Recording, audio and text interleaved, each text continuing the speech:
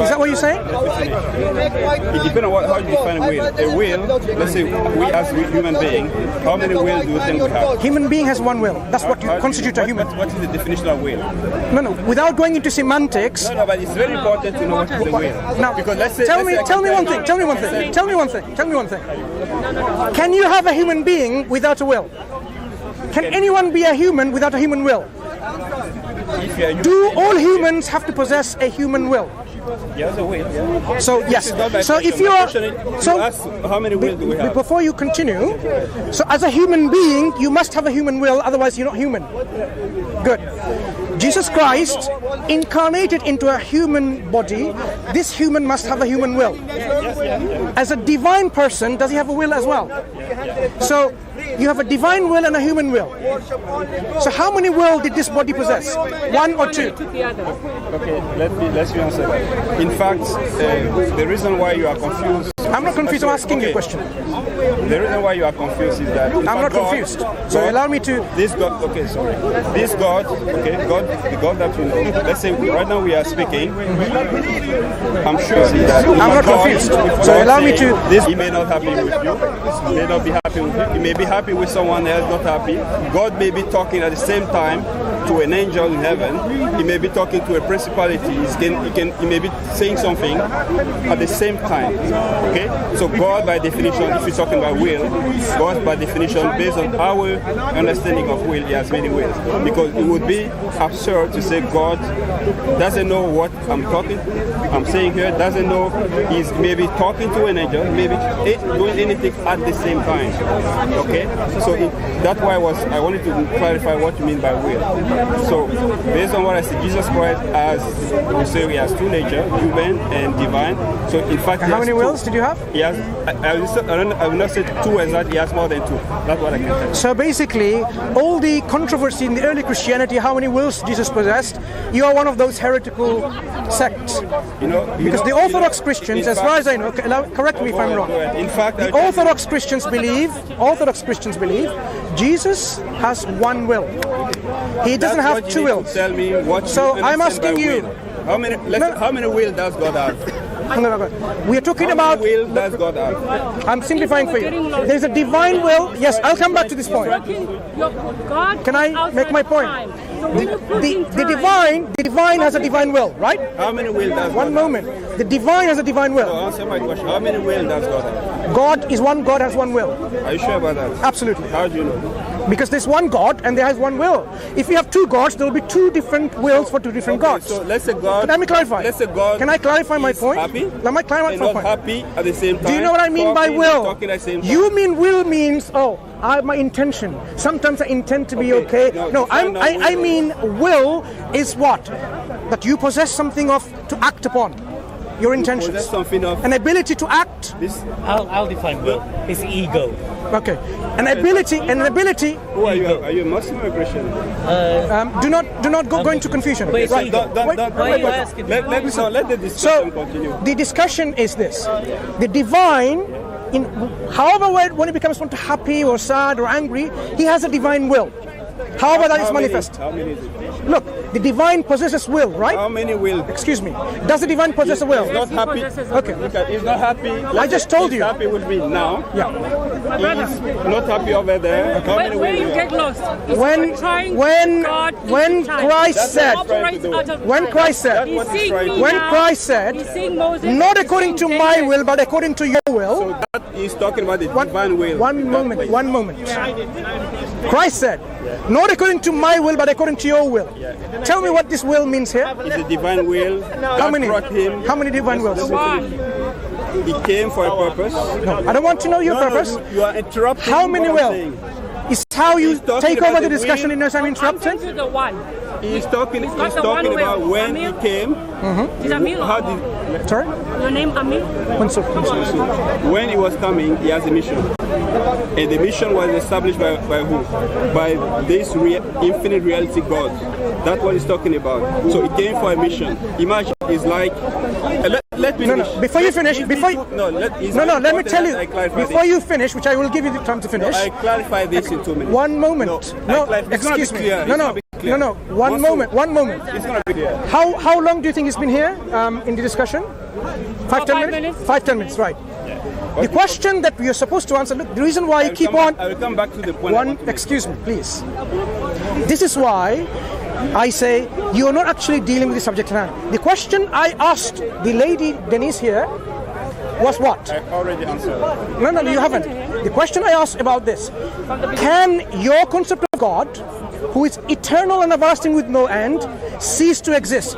You came to volunteer to... I was not there. Excuse me. Excuse me. You came volunteering to answer that question. That's why you came. And now look what we're discussing.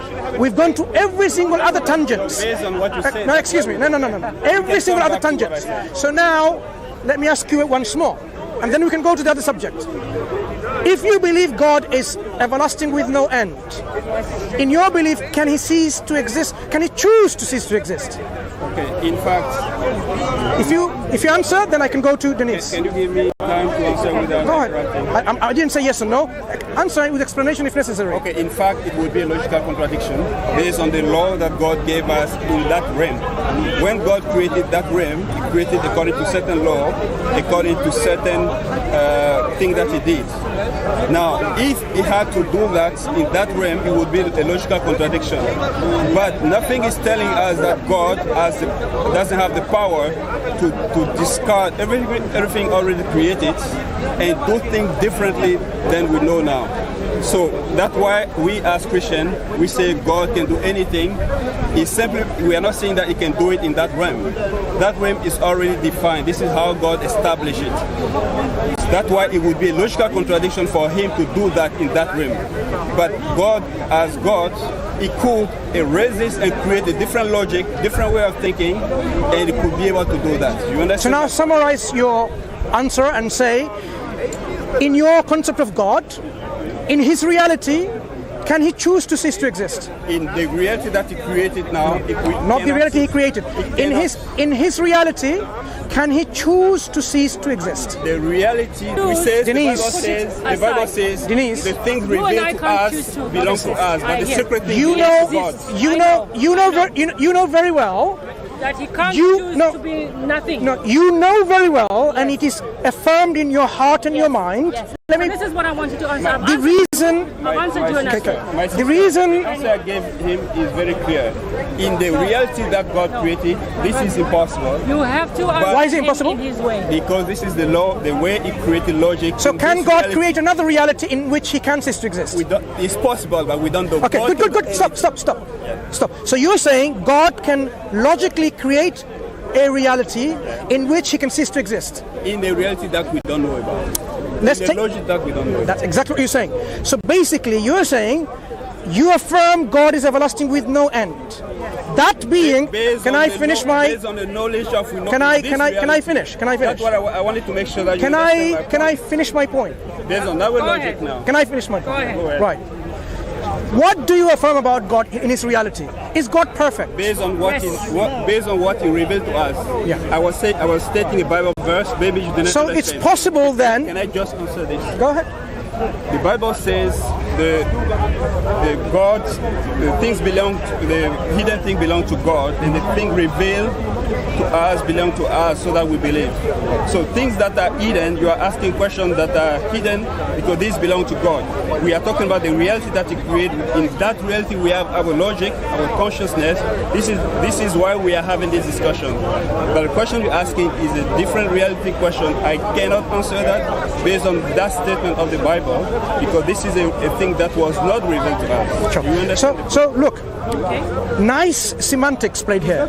But what you need to what you need to understand is this: if you affirm from this reality, that means it's possible in another reality God is actually 20 million, right? In your belief. 20 million years?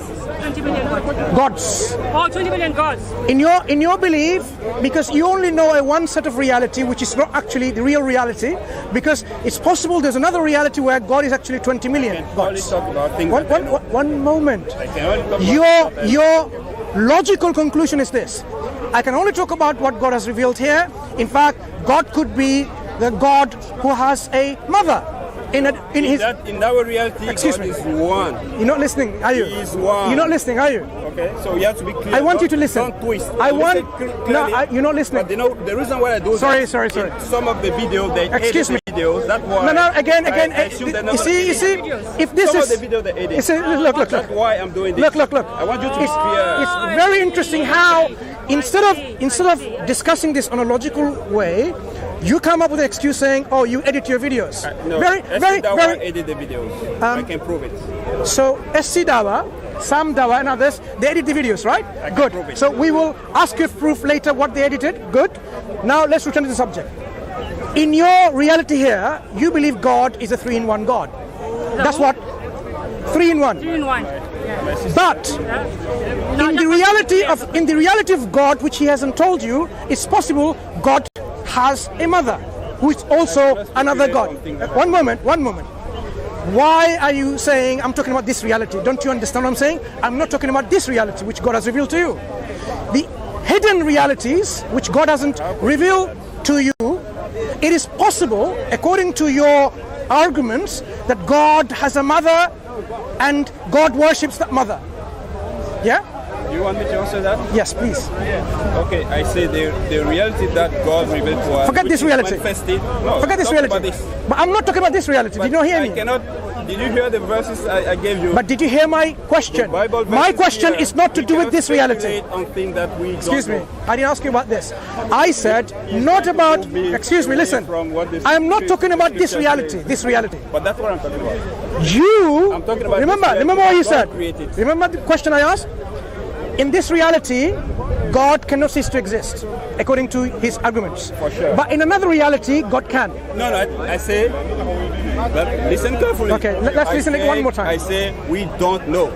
Is it possible? It's a possibility that we don't know. Good. It's possible. That's what he's We saying. don't know. Excuse That's me. what he said. Listen. You know when what? you say it's possible, do you know what it means? I said. What does it mean it's reality of possible? God that It's possible that he can cease to exist. Let's say before Okay. we existed. Let me ask or you after again. We do not Let me ask you we again. have no idea Excuse what's me. going to happen. Let me ask you again. No idea. And Excuse we me. don't speculate on Listen. that. To the discussion to be fruitful, I want to ask you this. was never created. In the other hidden realities, in your arguments, is it possible that he can cease to exist?